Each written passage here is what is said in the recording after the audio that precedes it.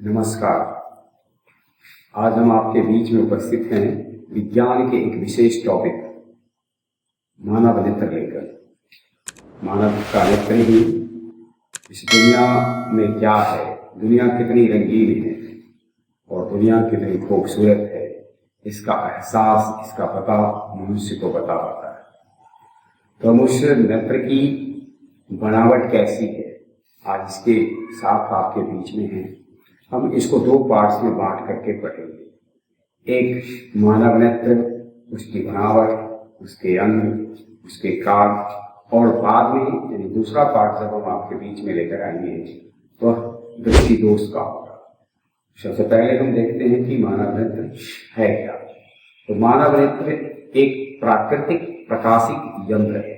प्राकृतिक प्रकाशिक यंत्र यानी यह प्रकाशीय घटनाओं पर काम करता है, इसलिए प्रकाशिक यंत्र है। और ईश्वर ने हमें दिया है, इसलिए यह प्राकृतिक यंत्र है। यह मूलतः देखने का काम करता है। तो यह प्रकाशिक यंत्र है जो देखने का काम करता है। अब सवाल उठता है प्रकाश की किन घटनाओं के कारण यह देखने का कार्य करता है। तो यह प्रकाश के अपवर्तन सिद्धांत पर काम करता है। मानव नेत्र खोपड़ी में बने एक गड्ढा है। खोपड़ी में बने एक गड्ढे में व्यवस्थित होता है, जो पेशियों से, विविध प्रकार की पेशियों से जकड़ा हुआ होता है।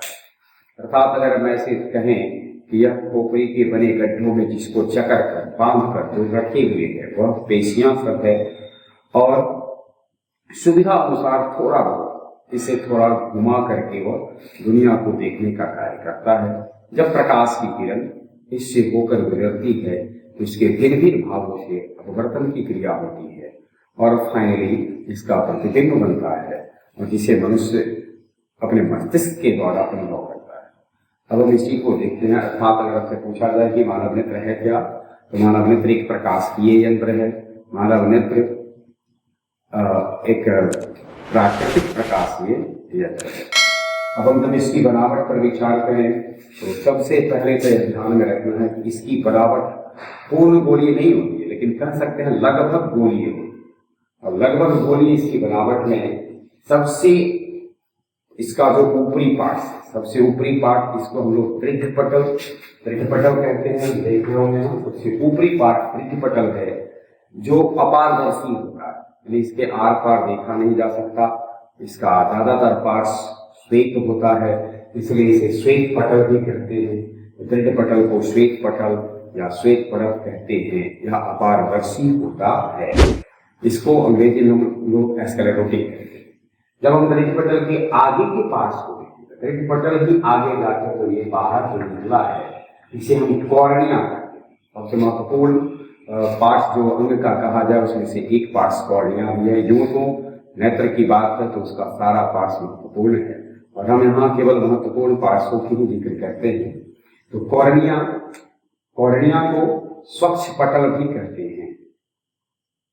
यह पारदर्शी होता है। तो ध्यान रखेंगे, जहां स्क्लेरोटिक अपारदर्शी था, कॉर्निया पारदर्शी है।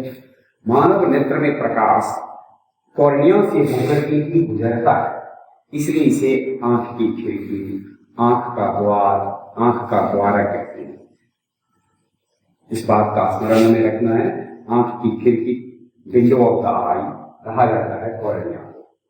और सबसे महत्वपूर्ण चीज है कि जब हम किसी को नेत्रदान करते हैं तो नेत्रदान में दान क्या होता है। नेत्रदान में मनुष्य के मरने के बाद उसकी कॉर्निया बहुत देर तक तो नहीं, लेकिन कुछ घंटों तक जीवित रहती है, और उसके बाद उसी को निकाल कर दान किया जाता है।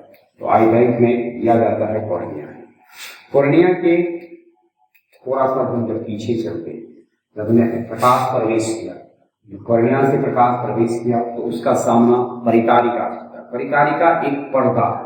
कैसा पर्दा है? वृत्ताकार पर्दा है। हम जो देख रहे हैं वृत्ताकार पर्दा है। इस पर्दा के बीच में मध्य में एक छोटा सा होल होता है, छिद्र होता है। इस छिद्र को हम पुतली या नेत्रतारा कहते हैं।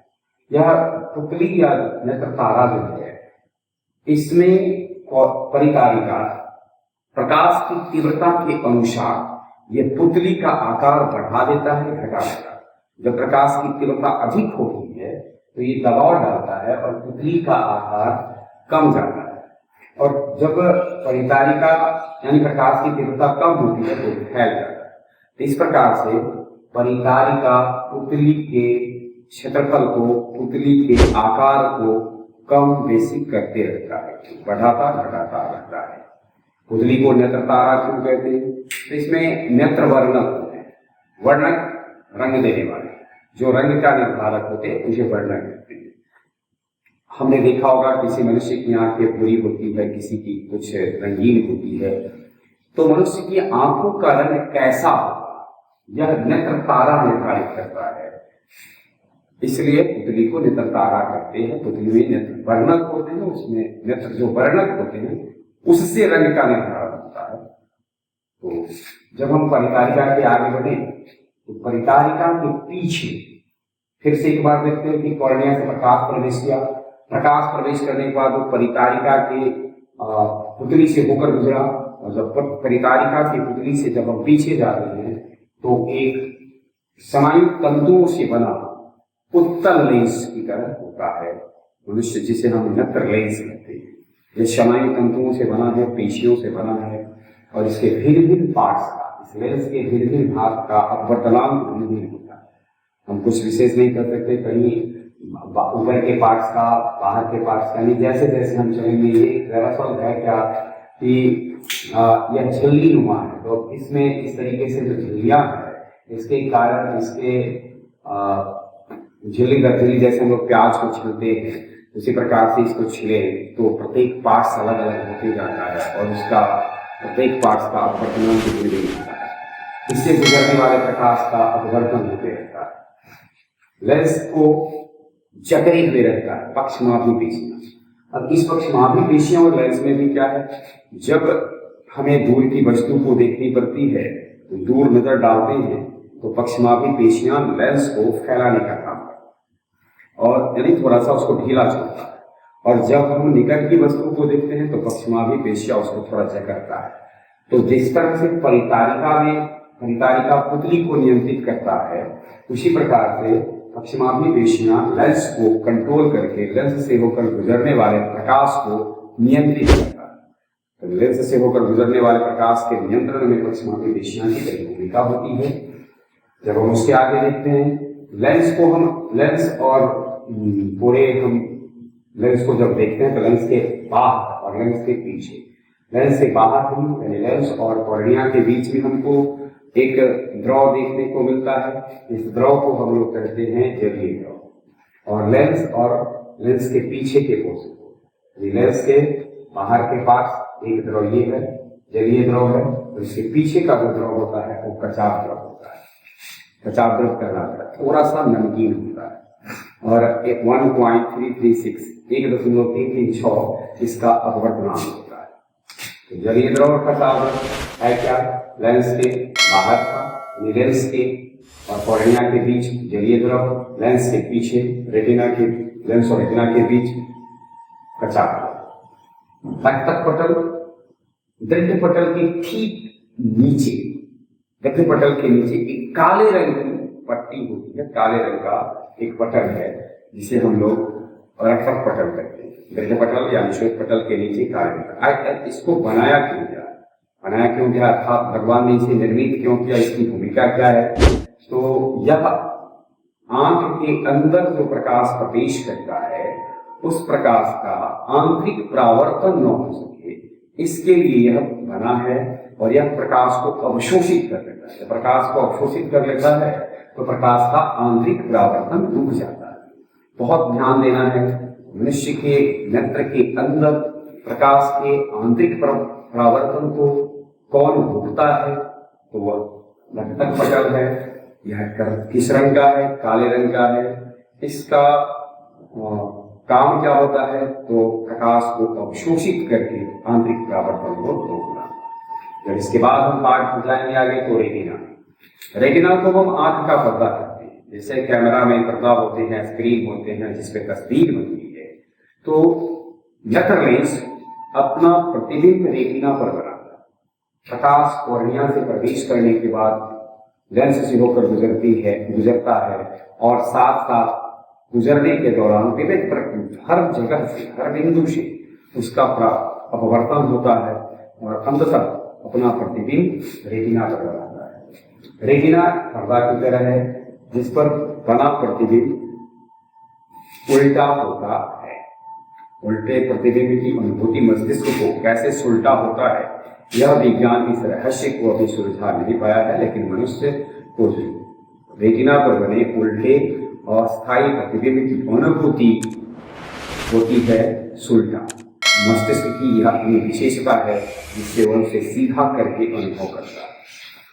अब हम इसके जब हम रेटिना से जुड़ी हुई तंतुओं की बात करें जो मस्तिष्क के दूत कह लें, रेटिना पर स्थित मनुष्य के मस्तिष्क का दो दूत है। मनुष्य के मस्तिष्क का जो दो दूत है वो है क्षौर तंतु और शंक्वाकार तंतु। क्षौर तंतु किस रंग की वस्तु है,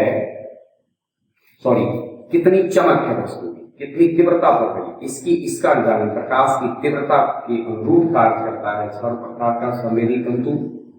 और शंक्वाकार तंतु रंग की समझ बताता है। जिस वस्तु को हम देख रहे हैं उसकी रंग किस तरह की है, इसकी समझ मुझे शंक्वाकार तंतु से होता है। तो फिर से एक बार हम देखते हैं कि रेटिना पर दो प्रकार की संवेदी तंतु होते हैं जो मस्तिष्क को सूचना देते हैं चमक की, वस्तु की चमक की और साथ साथ वस्तु के रंग। तो कोई वस्तु मुझे धुंधली, कोई चमकीली दिखाई देगी क्षौर तंतु पर, और कोई वस्तु किसी विशेष रंग की यानी जिस रंग की होती है उसकी समझ हमें हो पाती है शंक्वाकार तंतु पर। इस बात का हमें ध्यान रखना है कि जिस मनुष्य की आंख में शंक्वाकार तंतु की संख्या में कमी होती है उस व्यक्ति में वर्णांधता रोग पाया जाता है। कलर ब्लाइंडनेस का जो रोग होता है वह इसी के कारण होता है, शंक्वाकार तंतु के कारण।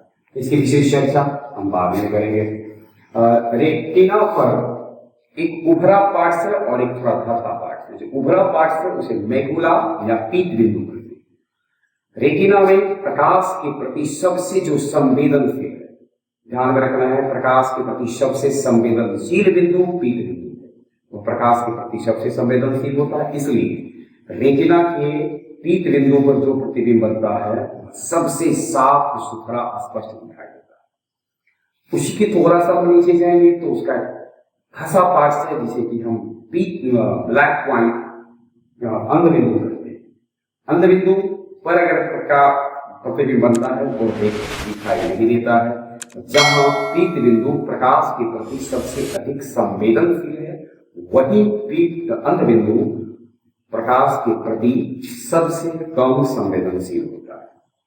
तो रेटिना पर तो प्रतिबिंब बनेगा तो हमें दिखाई देगा ही, लेकिन रेटिना के भी पीत बिंदु पर बना प्रतिबिंब साफ स्पष्ट और अंध बिंदु पर बना प्रतिबिंब हमें साफ दिखाई नहीं देता है। तो ये मानव यंत्र के प्रमुख पार्ट्स हैं। एक नजर फिर से एक बार नजर डालें। सबसे बाहरी पार्ट्स दृष्टिपटल, उसके आगे दृष्टिपटल के आगे निकला हुआ पार्ट्स कॉर्निया, आंख की खिड़की कहलाता है, आंख का झरोखा कहलाता है, आंख का द्वार कहलाता है। और उसके बाद कॉर्निया के पीछे एक वृत्ताकार पर्दा जिसे आइरिस कहते हैं, पर्दा में एक गोल छेद जिसे पुतली कहते हैं, पुतली से होकर के प्रकाश प्रवेश करता है। आगे उसका सामना लेंस से होता है, स्नायु तंतु से बना है। लेंस को जगते हैं पश्चिमाभी पेशियां, पश्चिमाभी पेशियां उसको नियंत्रित करती है और प्रकाश को कितनी मात्रा में प्रकाश आंख में प्रवेश करना चाहिए इसको लेंस के साथ सामंजन करके वह यह व्यवस्था करता है। हम जब उसके आगे बढ़ते हैं तो जलीय द्रव और कचाव द्रव को देखते हैं लेंस के, और कॉर्निया के बीच जो द्रव है उसे जलीय द्रव, और लेंस और रेटिना के बीच जो द्रव है उसे कचाव कहते हैं। श्वेत पटल के ठीक नीचे एक काले रंग की परत होती है जिसे रक्त पटल कहते हैं। रेटिना सबसे पीछे का पार्ट्स है जहां प्रकाश, जिसे हम नेत्र लेंस का नेत्र का पर्दा कह सकते हैं, जहां वस्तु का प्रतिबिंब बनता है। इसमें पीत बिंदु और अंध बिंदु जैसे दो स्पॉट हैं। पीत बिंदु उभरा पॉइंट है जहां बना प्रतिबिंब साफ दिखाई देता है, प्रकाश के प्रति बहुत संवेदनशील है, और अंध बिंदु थोड़ा घसा पार्ट से जहां बना प्रतिबिंब स्पष्ट दिखाई नहीं देता है, प्रकाश के प्रति कम संवेदनशील है। उसके बाद हम जब विचार करें तो क्षार तंतु और क्षाराकार के संवेदी तंतु और शंक्वाकार के संवेदी तंतु रेटिना से जुड़े हुए हैं, जो कह सकते हैं कि ये मस्तिष्क के दो दूत हैं जो वहाँ पर अवस्थित हैं। इसी से वस्तु की चमक और वस्तु के रंग का बोध मनुष्य के आंख को होता है या मनुष्य के मस्तिष्क को होता है। अब हम इससे हटकर कुछ पारिभाषिक पर देखते हैं। सबसे पहला है नेत्र की सामान्य क्षमता। तो हम ऐसा देखते हैं कि मानव नेत्र खुद ही दूर की भी वस्तु को देख लेता है और निकट की भी वस्तु को देख लेता है। तो नेत्र की वो क्षमता जिसके कारण वह दूर स्थित वस्तु और निकट स्थित वस्तु दूर को भी देख ले और निकट को भी देख ले, इस क्षमता को सामंजन क्षमता कहते हैं। इसके लिए करता क्या होगा, तो नेत्र लेंस अपनी फोकस दूरी को स्वतः परिवर्तित कर निकट स्थित और दूर स्थित दोनों ही स्थित वस्तु को देख लेता है। नेत्र लेंस की इस क्षमता को सामंजन क्षमता कहते हैं। सामंजन का अर्थ होता है सामंजस्य स्थापित करना, स्थिति के अनुसार परिस्थिति के अनुसार अपनी दशा को निश्चित करना, सुनिश्चित करना। तो लेंस खुद कर लेता है अपनी फोकस दूरी को बढ़ाकर घटाकर, और इसमें पश्चिमाभी दृष्टियां उसको मदद करता है। निकट बिंदु, अब सवाल यह है कि नेत्र दूर की वस्तु को भी देख लेता है और निकट की, लेकिन वह कौन सा बिंदु होगा जिससे और निकट आने के बाद उसे स्पष्ट दिखाई दे देगा। तो जिस नेत्र लेंस से निकटतम वह बिंदु जिसके और निकट वस्तु को लाया जाए तो वह स्पष्ट दिखाई दे, नेत्र लेंस का निकट बिंदु कहलाता है। दूर बिंदु जो बहुत दूर, जहां से और दूर कर दे तो दिखाई दे, उसे दूर बिंदु कहते हैं। एक सामान्य आंख के लिए निकट बिंदु 25 सेंटीमीटर की दूरी पर होता है और दूर बिंदु अनंत पर होता है। तो नेत्र लेंस के निकट बिंदु, नेत्र और नेत्र के निकट बिंदु को हम लोग यह भी कहते हैं स्पष्ट दृष्टि की न्यूनतम दूरी। अगर हमसे पूछा जाए स्पष्ट दृष्टि की न्यूनतम दूरी किसे कहते हैं, तो स्पष्ट दृष्टि की न्यूनतम दूरी होती है वह दूरी जिसके और निकट वस्तु किया जाए तो वस्तु स्पष्ट दिखाई नहीं दे, स्पष्ट दृष्टि की न्यूनतम दूरी कहलाती है। यह सामान्य आंख के लिए 25 सेंटीमीटर, सामान्य आंख के लिए दूरी होती है 25 सेंटीमीटर। और इसके बाद स्पष्ट दृष्टि की दूरतम दूरी और स्पष्ट दृष्टि की दूरतम दूरी अनंत होती है, अर्थात वह दूरी जहां से हम स्पष्ट दिखाई दे दे। एक नेत्र के लिए अनंत है। तो कुल मिलाकर के ये हमारा निकट दूरी और दूरतम दूरी। अब नियरेस्ट पॉइंट है निकट बिंदु और दूर बिंदु के जो बीच का क्षेत्र होता है, इसको हम दृष्टिपरास कहते हैं, रेंज ऑफ विजन। दृष्टिपरास क्या है, तो मानव आंख के निकट बिंदु और दूर बिंदु के बीच का जो दायरा है, क्षेत्र है, इसको हम लोग दृष्टिपरास कहते हैं। इसमें स्थित वस्तु को मनुष्य आसानी से देख लेता है। ये कहानी थी नेत्र की बनावट, नेत्र के अंग, नेत्र की क्रियाविधि को एक बार फिर से देख लें। जब हम प्रकाश इसमें प्रवेश करता है तो प्रकाश मानव नेत्र के भिन्न भिन्न भागों से अपवर्तित होकर रेटिना पर वस्तु का उल्टा अस्थायी प्रतिबिंब बनाता है, जिसको कि मस्तिष्क इसकी अनुभूति करता है। हम अगले वीडियो में जब उपस्थित होंगे तो मानव नेत्र के दोष अर्थात दृष्टि दोष के साथ उपस्थित होंगे। बहुत बहुत धन्यवाद।